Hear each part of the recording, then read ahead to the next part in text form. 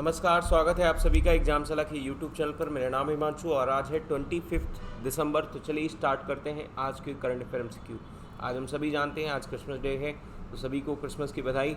चलिए स्टार्ट करते हैं आज के एमसीक्यू से। पहला एमसीक्यू आपके सामने है। अभी हाल ही में किस कंट्री ने वर्ल्ड का लार्जेस्ट रेडियो टेलीस्कोप सेटअप किया है ना, up to the international scientist के लिए। तो यहाँ पर इसका सही आंसर क्या है? देखिए, वह इंटरनेशनल साइंटिस्ट के लिए यहाँ पर जो वर्ल्ड का लार्जेस्ट टेलीस्कोप्स बनाया गया है वो कहाँ पर है? वो चाइना में है।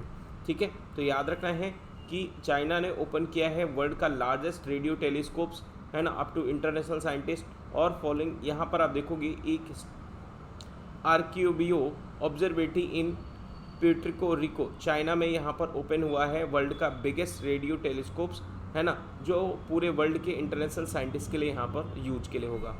आगे बढ़ते हैं नेक्स्ट क्वेश्चन के लिए। नेक्स्ट क्वेश्चन है आपके सामने कि अभी हाल ही में प्राइम मिनिस्टर नरेंद्र मोदी ने रिलीज़ किया है 18,000 करोड़ रुपए यहाँ पर रिलीज़ किए हैं। किसके लिए, कौन सी स्कीम के लिए, आपको बताना है ये 25 दिसंबर को। तो देखिए इसका सही आंसर क्या है? इसका सही आंसर है पीएम किसान स्कीम के लिए 18,000 करोड़ रुपए का यहाँ पर फंड रिलीज़ किया गया है। तो ये रिलीज़ किया गया है जो हमारे 25 दिसंबर यानी इसी दिन हमारी जो बर्थ एनिवर्सरी होती है, जो हमारे पूर्व प्राइम मिनिस्टर थे अटल बिहारी वाजपेयी, उनकी यहाँ पर बर्थ एनिवर्सरी होती है। तो उन्हीं को ध्यान में रखते हुए 18,000 करोड़ रुपए का यहाँ पर फंड रिलीज़ किया गया है और इससे 9 करोड़ किसानों को फ़ायदा होगा। उनके जो अकाउंट है उनके अकाउंट में सीधे डायरेक्ट यहाँ पर पैसा पहुँचेगा। ठीक है, तो इस स्कीम के अंतर्गत क्या है आपको पता भी होगा, यानी इसमें जो है सेंट्रल गवर्नमेंट ने कहा था कि हम 6,000 रुपीज़ देंगे पर एनम किसानों को। ठीक है, तो ये जो होगा वो 3 पार्ट में होगा, यानी 2,000, 2,000 एंड 2,000 की यहाँ पर 3 किस्तें जो है किसानों के खाते में पहुँचेंगी। ठीक है, तो इसमें अभी हाल ही में 18,000 करोड़ रुपए का फंड रिलीज़ किया गया है ना, और इसको पीएम नरेंद्र मोदी ने वीडियो कॉन्फ्रेंस के जरिए यहाँ पर कहा है। ठीक है, हालांकि यहाँ जो किसानों के लिए कोई भी चीज़ होती है तो उसका यहाँ पर पब्लिसिटी अच्छी तरीके से सरकार करती है, तो इसमें भी यहाँ पर वही चीज़ दिखाई गई है। तो कोई ख़ास बड़ा फंड नहीं है, लेकिन यहाँ पर मार्केटिंग अच्छी है। चलिए आगे बात करते हैं क्वेश्चन नंबर 3 पर। क्वेश्चन नंबर 3 में आपसे पूछा है कि भी हाल ही में किसे अपॉइंट किया गया है नया प्रेसिडेंट, किसका? एसोचैम का। तो इसका सही आंसर क्या है? विनीत अग्रवाल। विनीत अग्रवाल को associate chambers of commerce and industries of India, Assocham's को यहाँ पर क्या किया गया है? इसका विनीत अग्रवाल को as a managing director of the logistic major transport की कॉर्पोरेशन ऑफ इंडिया लिमिटेड के थे, तो इन्हें अभी हाल ही में नया प्रेसिडेंट बनाया गया है। किसका? एसोचैम्स का।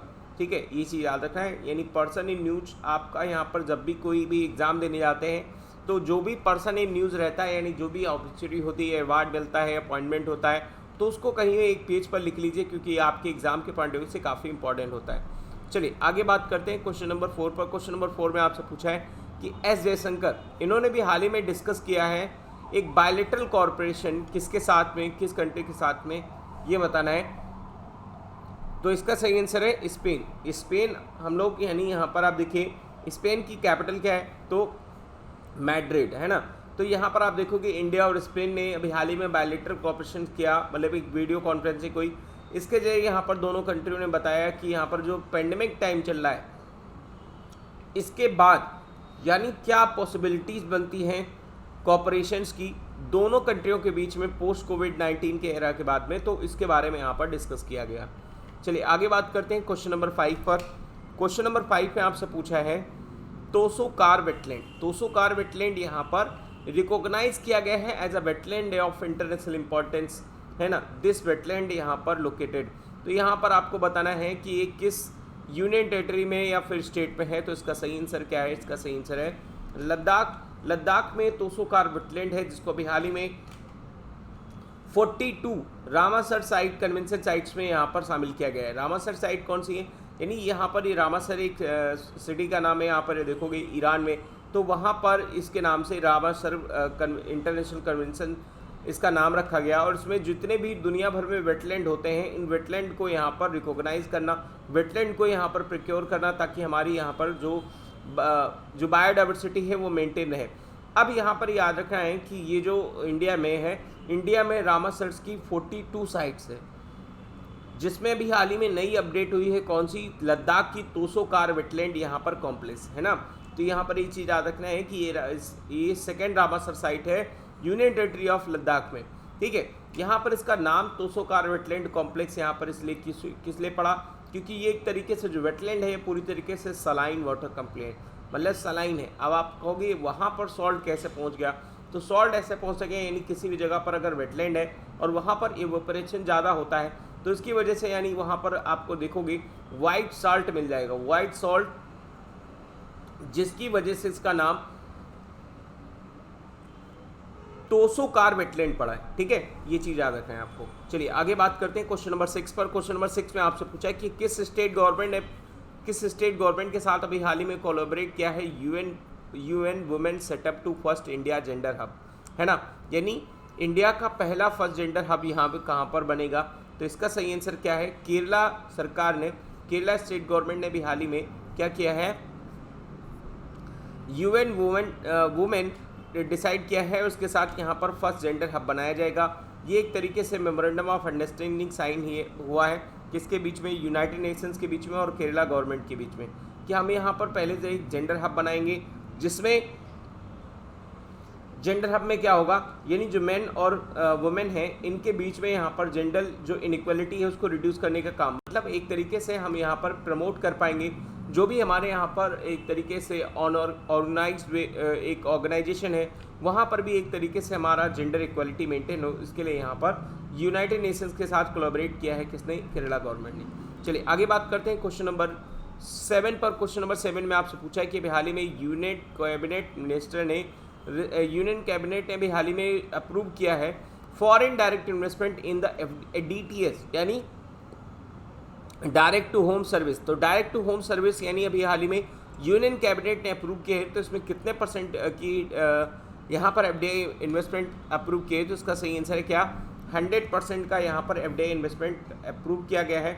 इसमें कहा गया है यानी 100% तक क्या कर सकते हैं, FDI इन्वेस्टमेंट कर सकते हैं। कहाँ पर FDI इन्वेस्टमेंट कर सकते हैं, तो डायरेक्ट टू होम सर्विस जो होती है ब्रॉडकास्टिंग सर्विस, इसमें आप क्या कर सकते हैं, यानी 100% का FDI इन्वेस्टमेंट कर सकते हैं।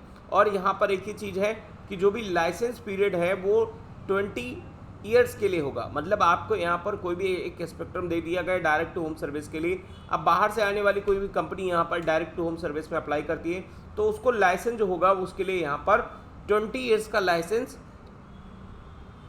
कर दिया है। लाइसेंस पीरियड का मतलब यहाँ पर लाइसेंस पीरियड 20 ईयर्स का कर दिया है, ठीक है। तो ये चीज़ याद रखना है।